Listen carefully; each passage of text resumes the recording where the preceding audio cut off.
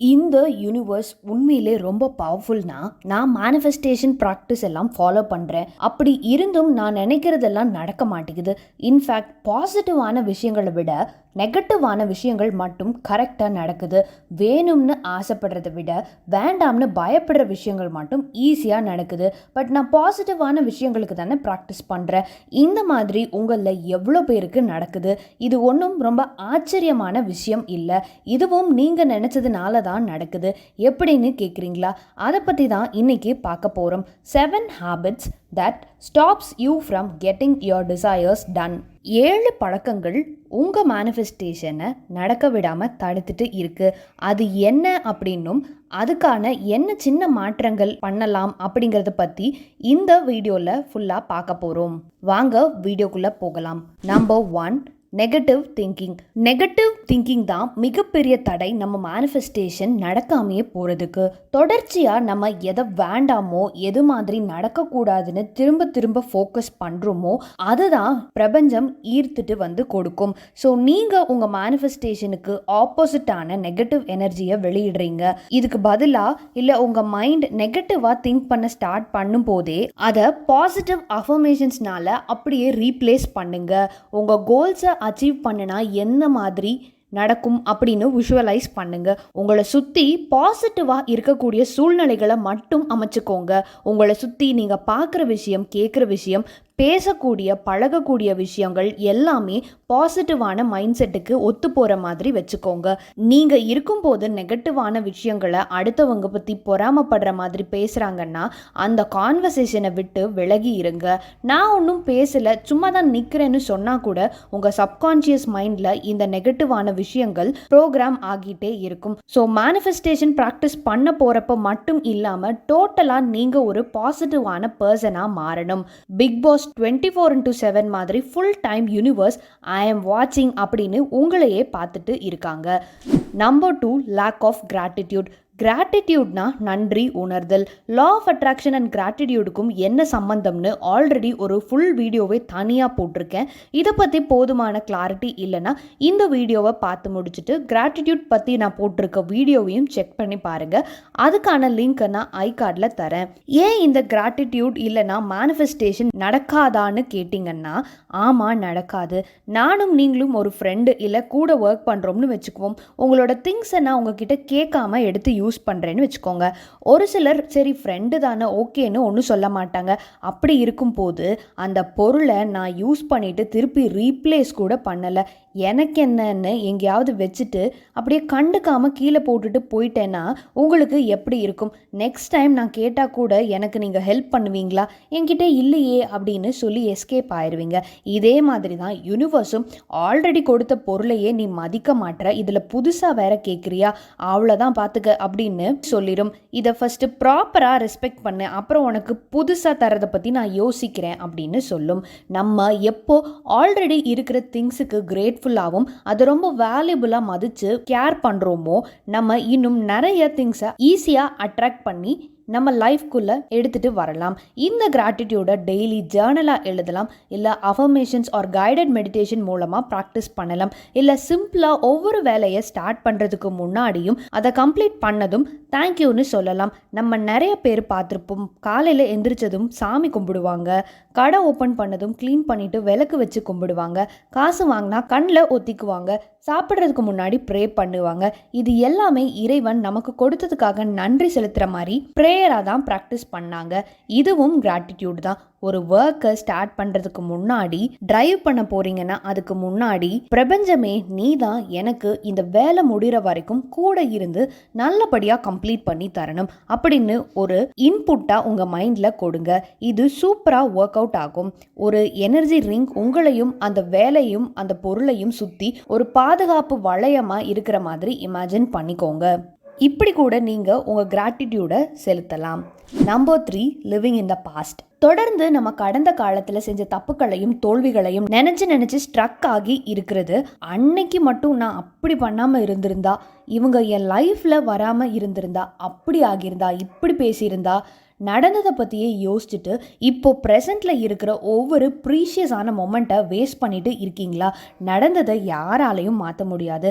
அதில் இருந்து கிடைச்ச லெசனை மட்டும் ஸ்டோர் பண்ணிவிட்டு அதனால் ஏற்பட்ட நெகட்டிவ் எமோஷன்ஸ், வாங்கின திட்டு, பேச்சுக்கள் இதெல்லாம் லெட் கோ பண்ணுங்க. உங்களை ஃபஸ்ட்டு நீங்கள் மன்னிங்க. தப்பு யாரு தான் பண்ணலை, உங்களுக்கு இன்னும் உங்களை மன்னிக்க முடியல, மறக்க முடியலன்னா ஓப்பனோ ஹீலிங் மெத்தடை ப்ராக்டிஸ் பண்ணுங்கள். இது உங்கள் மனசில் ஏற்பட்ட காயங்களை சரி பண்ணக்கூடிய மேஜிக் மெத்தட். நிகழ்காலத்தில் வாழணும், என்னெல்லாம் ஆசைப்படுறீங்களோ அது இப்போ ப்ரெசண்டில் நீங்கள் என்ஜாய் பண்ணிட்டு இருக்கிற மாதிரி வாழணும். ஸோ ஃபஸ்ட்டு உங்களை மன்னிக்க ட்ரை பண்ணுங்கள். இந்த ஓப்பனோ மெத்தட்னா என்ன, அதை எப்படி ப்ராக்டிஸ் பண்ணுறது அப்படிங்கிறத பற்றி நான் ஆல்ரெடி வீடியோ போட்டிருக்கேன். அதோட லிங்கையும் நான் தரேன், நீங்கள் செக் பண்ணி பாருங்கள். Number 4, lack of action.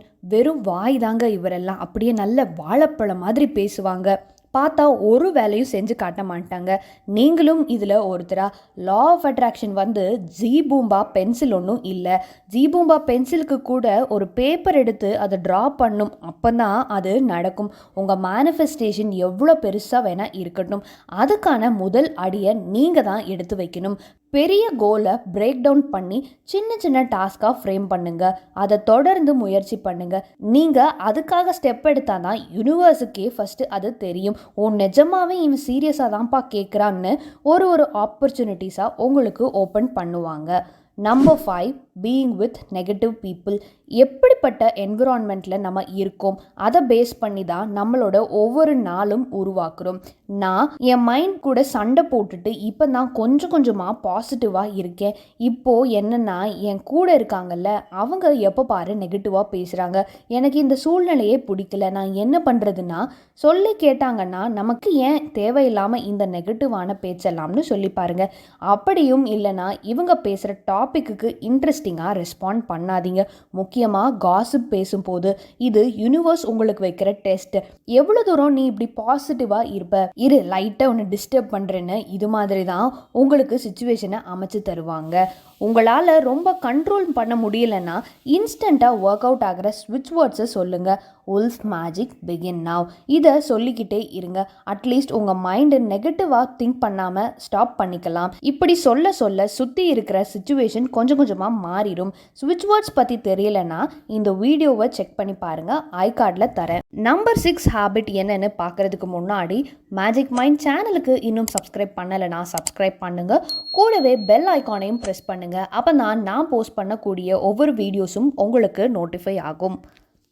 இப்போ வாங்க நம்பர் 6 ஹேபிட் என்னன்னு பார்ப்போம். Lack of self belief. தன்னம்பிக்கை இல்லாமல் இருக்கிறது. என்னால் முடியுமா, இதுவரை ஒன்றுமே சொல்லிக்கிற மாதிரி நான் செஞ்சதே இல்லை, எப்படி இதை நான் பண்ணுவேன், மற்றவங்களுக்கு லா ஆஃப் அட்ராக்ஷன் ஒர்க் ஆகுதுன்னா எனக்கும் அப்படி ஆகுமா, இப்படி தன்னம்பிக்கை இல்லாமல் இருக்கக்கூடாது. நம்ம எல்லாருமே யூனிவர்ஸோட ஒரு மினியேச்சர். நம்மளா ஒரு விஷயத்த பண்ணுறோம்னு இனிமேல் யோசிக்காதீங்க. எப்போயெல்லாம் கான்ஃபிடென்ஸ் கம்மியாக ஃபீல் ஆகுதோ அப்போயெல்லாம் இதை மனசுக்குள்ளே சொல்லுங்கள். இந்த செயலை செய்ய போகிறது இந்த யூனிவர்ஸ் தான், நான் வெறும் கருவி மட்டும்தான். இந்த செயலோட ரிசல்ட் எப்படி வேணுமோ அதை நினச்சிட்டு இப்படி பாசிட்டிவாக நடக்க இந்த யூனிவர்ஸுக்கு தேவையான ideas, energy, action, opportunities and ஹெல்ப்பை தானாகவே அதுவாகவே உருவாக்கிக்கும். நாம் செய்ய போகிறோம் அப்படின்னு நினச்சாதான் செல்ஃப் டவுட் எல்லாம் வரும். யூனிவர்ஸே செய்யுதுன்னு நினச்சா இந்த அவநம்பிக்கையெல்லாம் ஓடி போயிடும். லாஸ்ட்டாக பார்க்க போகிற ஹேபிட் நம்பர் 7, இம்பேஷன்ஸ். யாரெல்லாம் லவ் டுடே மூவி பார்த்துருக்கீங்க? அந்த மூவியில் அழகாக ஒரு விஷயத்த சொல்லியிருப்பாங்க. ஒரு சின்ன பையன்தான், அதான் நம்ம ஹீரோ, ஒரு மாங்கொட்டையை மண்ணில் தோண்டி வச்சு அதுக்கு தண்ணி ஊற்றுவாங்க. ஆனால் செடி வளருதான்னு அதை தோண்டி எடுத்து மறுபடியும் பார்ப்பாங்க. அப்போ தான் நம்ம ராதிகா மேம் சொல்லுவாங்க, மண்ணில் வச்சுட்டு நம்பிக்கையோட பொறுமையாக அந்த செடி வளரும் அப்படின்னு நீ தண்ணி மட்டும் ஊற்று, அது வளருதா நீ சந்தேகப்பட்டு தோண்டி பார்த்தா எப்படி வளரும், நீ நம்பிக்கையை மட்டும் வை, பொறுமையோடு இரு அப்படின்னு சொல்லுவாங்க. எனக்கு அந்த சீன் பார்க்கும்போது நம்ம மேனிஃபெஸ்டேஷன் ப்ராக்டிஸ் தான் மைண்டில் தோணுச்சு. ப்ராக்டிஸ் ஒரு சைடில் பண்ணுவோம், இன்னொரு சைடில் நடக்குதா, யூனிவர்ஸ் எப்போ இதை பண்ணும், இன்றைக்கி வந்துருமா நாளைக்கு வந்துருமா, அதுக்கான சயின்ஸ் ஏதாவது தெரியுதா அப்படின்னு பொறுமையே இல்லாமல் அவநம்பிக்கையோடு யோசிச்சுட்டு இருப்போம். நம்ம பண்ணுறதும் விதையை விதைச்சிட்டு தோண்டி பார்க்குற மாதிரி தான் இருக்குது. மண்ணுக்குள்ளே போட்டாச்சுன்னா அது வளர்ந்து தான் ஆகும். டெய்லி தண்ணி ஊற்றுற மாதிரி அதுக்காக நன்றியோட, நம்பிக்கையோட, பொறுமையோட மட்டும் இருங்க. தானா நீங்கள் விதைச்ச விதை வளரும். ஸோ இந்த 7 மிஸ்டேக்ஸ் என்னன்னு பார்த்தாச்சு. அதை எப்படி மாற்றிக்கிற ஒரு சொல்யூஷனும் கூடவே சொல்லியிருக்கேன். இதில் நீங்கள் எவ்வளோ விஷயம் பண்ணிட்டு இருக்கீங்கன்னு கமெண்ட் பண்ணுங்கள். இந்த வீடியோ உங்களுக்கு பிடிச்சிருந்தா லைக் பண்ணுங்கள், உங்கள் ஃப்ரெண்ட்ஸ் அண்ட் ஃபேமிலிக்கு ஷேர் பண்ணுங்கள். மேஜிக் மைண்ட் சேனலுக்கு இன்னும் சப்ஸ்கிரைப் பண்ணலைன்னா சப்ஸ்கிரைப் பண்ணுங்கள். கூடவே பெல் ஐக்கானையும் ப்ரெஸ் பண்ணுங்கள். அப்போ தான் நான் போஸ்ட் பண்ணக்கூடிய வீடியோஸ் உங்களுக்கு நோட்டிஃபை ஆகும். மீண்டும் இன்னொரு இன்ட்ரெஸ்டிங்கான வீடியோவில் உங்களை சந்திக்கிறேன். நன்றி.